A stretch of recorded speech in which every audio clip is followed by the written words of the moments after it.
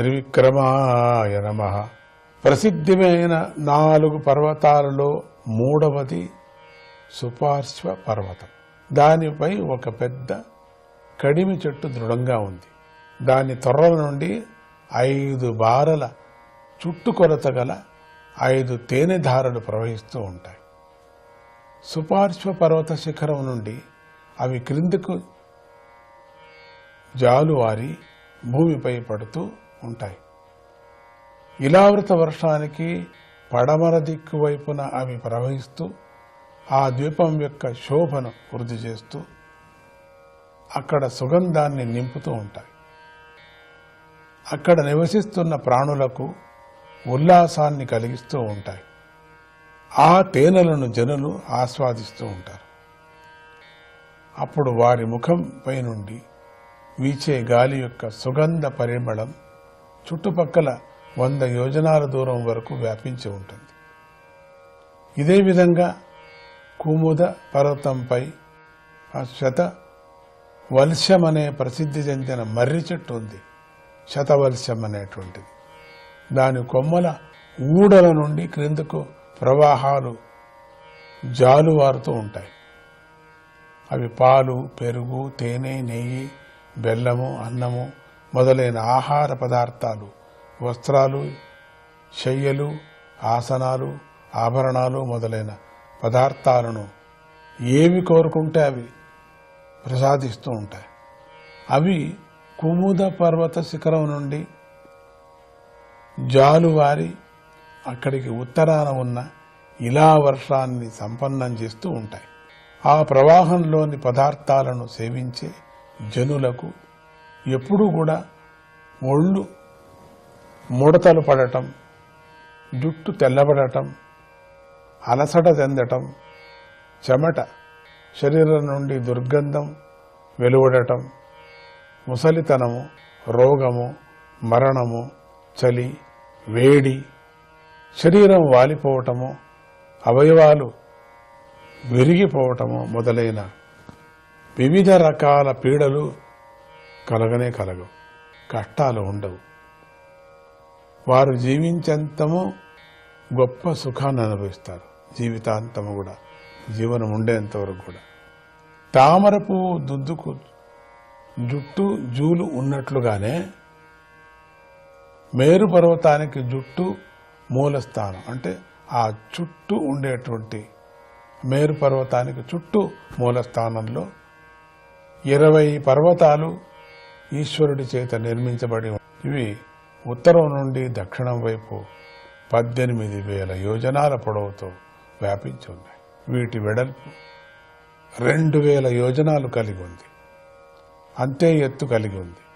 అదేవిధంగా మేరువుకు పడమర వైపు పవన పరియాత్ర పర్వతాలు ఉన్నాయి. దక్షిణ వైపు కైలాస కరవీర పర్వతాలు ఉన్నాయి.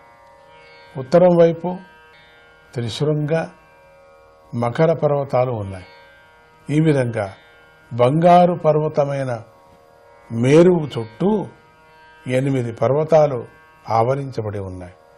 8 సమిధులతోనూ దర్భలతోనూ చుట్టుబడి అది అగ్నిలాగా ప్రకాశిస్తుంది. ఆ మేరు పర్వత శిఖరంపై మధ్యలో బ్రహ్మదేవుడి నగరం బంగారంతో నిర్మించబడి ఉందని మహాత్ములు చెబుతారు. అది సమ చతుర్భుజాకారంలో ఉంది. అది సమమైన చతుర్భుజాకారం 1,000 యోజనల పొడవుతో విస్తారంగా ఉంది. దాని చుట్టూ 8 దిక్కులలోనూ బ్రహ్మదేవుని నగరంలాగానే 8 నుండి అంటే 8 మంది లోకపాలకులు నగరాలు ఉన్నాయి. అవి ఒక్కొక్కటి బ్రహ్మదేవుని నగర ప్రమాణంలో 4వ వంతు పరిమాణంలో ఉన్నాయి. ఆ నగరాలు ఆయా లోకపాలకుల స్థాయికి తగినట్లుగా ఉన్నాయి. ఎంత వివరణ చూడండి. ఇంతటితో పంచమ స్కందంలోని 16వ అధ్యాయం సమాప్తమవుతున్నది. ఇక 17వ అధ్యాయానికి వెళుతున్నాం. ఈ అధ్యాయంలో గంగాదేవి వర్ణనము, పరమశివుడి సంకర్షదేవుణ్ణి స్తుతించటము వర్ణించబడ్డాయి. శ్రీ సుఖమహర్షి ఇలా చెప్పసాగాడు. ఓ పరీక్షిత్ మహారాజా, దానవరాజు బలి యొక్క ఆ యజ్ఞంలో భగవంతుడైన మహావిష్ణువు బలి యజ్ఞం చేశాడు. చెప్పుకున్నాం కదా. ఆ యజ్ఞంలో శ్రీ మహావిష్ణువు వామనమూర్తి అవతరించాడు. 3 అడుగులు వేసి బ్రహ్మాండాన్ని కొలిచాడు. ఆ బ్రహ్మాండం గంగాళంలాగా ఉంది. దాని యొక్క పైభాగానికి మహావిష్ణువు యొక్క ఎడమకాలి బొటనవ్రేలి గోరు తగిలి అది పగిలిపోయింది. అప్పుడు ఏర్పడిన రంధ్రం నుండి నీరు లోపలికి ప్రవేశించింది. పద్మాల వంటి భగవంతుడి పాదాలను కడిగింది. ఆ నీరు భగవంతుడిని పాదాల యొక్క కుంకుమతో ఎర్రగా మారింది. అప్పుడు ఆ నీటి ధారకు సాక్షాత్తుగా భగవత్పది అనే పేరు వచ్చింది. భగవత్పది అంటే భగవంతుని పాదంతో సంబంధం కలది అర్థం. తరువాతి కాలంలో ఆ నీటి ధారకు గంగా మొదలైన పేర్లు వేరువేరు లక్షణాలను బట్టి ఏర్పడ్డాయి. ఆ నీటిని స్పృశిస్తే చాలు, ముట్టుకుంటే చాలు, సకలమైనటువంటి ప్రాణులకు బయట గల మాలిన్యాలు తొలగిపోవటమే కాకుండా అంతఃకరణమందు ఉండే పాపాలు కూడా నశించిపోతాయి. ఆ నీరు 1000 మహాయుగాలు గడిచిన తరువాత స్వర్గలోకం యొక్క శిరస్సు అని చెప్పబడుతున్న ధ్రువమండలానికి చేరింది.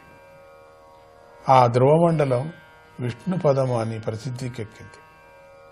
మహాత్ములు దానిని పొగుడుతూ ఉంటారు. తన కులదైవమైన శ్రీహరి పాదాల నుండి ఆ గంగ పుట్టినదని ధ్రువలోకంలో గల ఉత్తానపాదుడి పుత్రుడు, దృఢ సంకల్పం గలవాడు అయిన ధ్రువుడు ఆ గంగానీటిని శిరస్సున చల్లుకుంటూ ఉంటాడు. ఇప్పుడు ధ్రువుడు భగవద్భక్తులలో గొప్పవాడు కదా. అతనికి భగవంతుని యందు గల భక్తి రోజురోజుకు వృద్ధి చెందుతూ ఉంటుంది.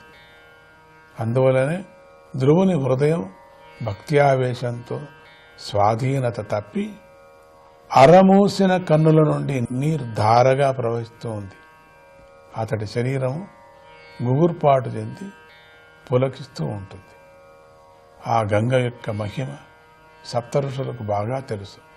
కనుకనే గంగ లభించటమే తమ తపస్సులకు పూర్ణ సిద్ధి అని నమ్మి ఈ రోజుకు కూడా తమ జటల ముడులలో గంగ నీటిని ధరిస్తూ ఉన్నారందరూ కూడా. మోక్షాన్ని కోరుకునేవారు వెతుక్కుంటూ వచ్చిన ఈ మోక్షాన్ని ఆదరించినట్లుగా ఆ మహర్షులు గంగాదేవిని ఆదరిస్తూనే ఉన్నారు ఇప్పటికి కూడా. ఆ మహాత్ములంతా కూడా ఈ భూలోకంలో ఆ గంగ ప్రవహించి గంగను చూసి గంగను ముట్టుకుంటూ గంగాపానం చేస్తూ గంగలో తడిస్తే ఎన్ని జన్మల పాపం కూడా ఉండవు అని చెప్తూ ఇప్పటికీ కూడా మహాత్ములంతా గంగను శిరస్సును ధరిస్తూ ఉంటారట. శ్రీధరాయ నమః.